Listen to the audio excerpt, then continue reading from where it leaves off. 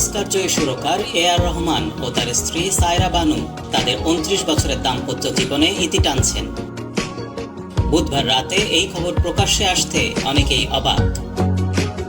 কাকতালীয়ভাবে রহমান ও তার স্ত্রী বিচ্ছেদের কথা ঘোষণা করতে না করতেই আরও এক বিচ্ছেদের খবর। তিনি রহমানের সহযোগী, সুরকারের ট্রুপের বেসিস্ট।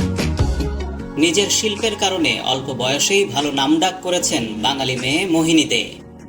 রহমানের বিচ্ছেদের ঘণ্টাখানেকের ব্যবধানে মোহিনীও তার সুরকার স্বামীর সঙ্গে বিচ্ছেদের কথা ঘোষণা করেন। আর তারপরেই দুয়ে দুয়ে চার করতে শুরু করেন অনেকে। নেটিজেনরাও আঙুল তুলতে শুরু করেন মোহিনীর দিকে। তাদের ধারণা, এই বাঙালি কন্যার কারণেই নাকি ঘর ভেঙেছে সুরকারের।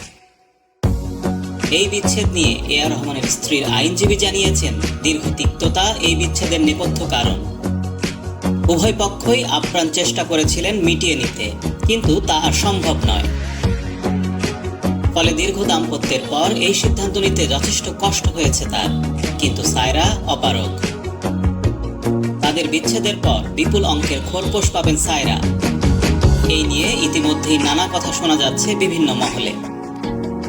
তবে সেই সব কথা উড়িয়ে দিয়েছেন সায়রার আইনজীবী।